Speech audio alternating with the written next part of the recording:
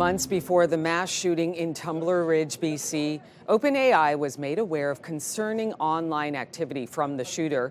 And while it was flagged before the attack, police were not notified. And now Canada's artificial intelligence minister is looking to make changes after a recent meeting with the tech giant.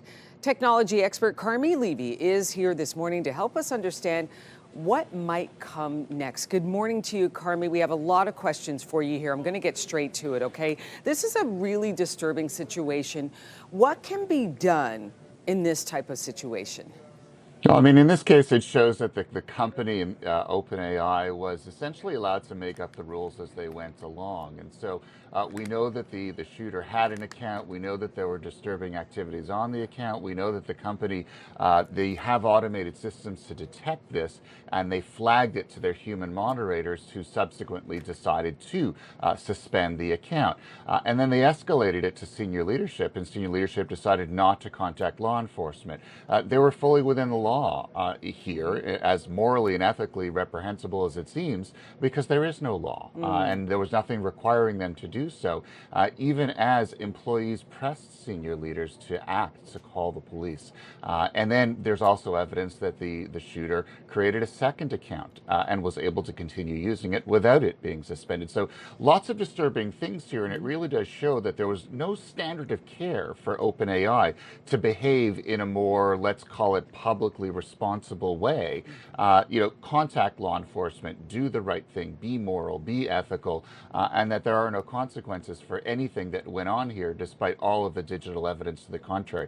That's what's disturbing here, is you have people using platforms that are essentially flags to significant violence, significant crime, and the technology companies that allow all of this to happen are not being held accountable.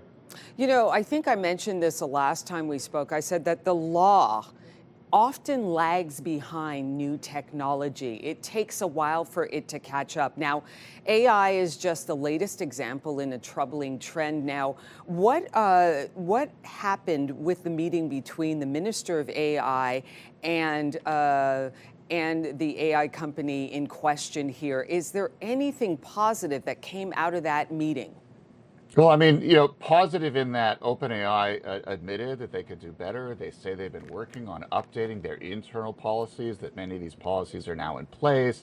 They've changed the criteria for what they call risk of imminent violence, that the bar is now lower so that they will contact police in more instances where this is detected. So all of this is good. What is frankly disappointing, and this is why Mr. Solomon and his team expressed disappointment, is that it didn't go any further. There weren't any concrete plans. There was no roadmap from OpenAI. This is exactly what we're going to do. This is what we're committing to. This is the timeline on which we're going to do so.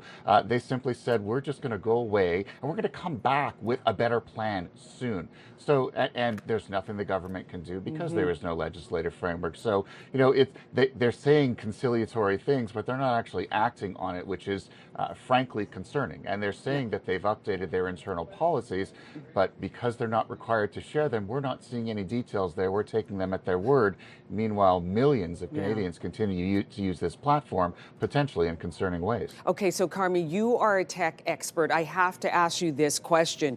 What, in your mind, could be a solution to this problem? How do you think that AI and these companies could jump in, flag this issue, and make the public, make the government aware so that we don't see another tragedy such as the one that we saw in BC? If we have comprehensive online harms legislation that recognizes this particular technology, specifically mentions how chatbots are used in the preparation for and prosecution of violent crimes, and then specifically outlines the technology companies' accountabilities for that, actually defines what clear and imminent danger is, what those risks are, has metrics for these technology companies to follow, rules, as well as consequences if they don't adhere to those rules. That would go a long way toward protecting Canadians. We know that the online harms bill is currently in the process of being drafted and potentially being reintroduced later this year. This case should be a significant factor in ensuring that it is relevant for crimes like this in future. Okay, we'll have to look out for that online crimes harms bill to come out. And when it does, we need to bring you back to talk more about this. Tech expert Carmi Levy, thank you so much. Appreciate it, Rosie. Thank you. Thank you.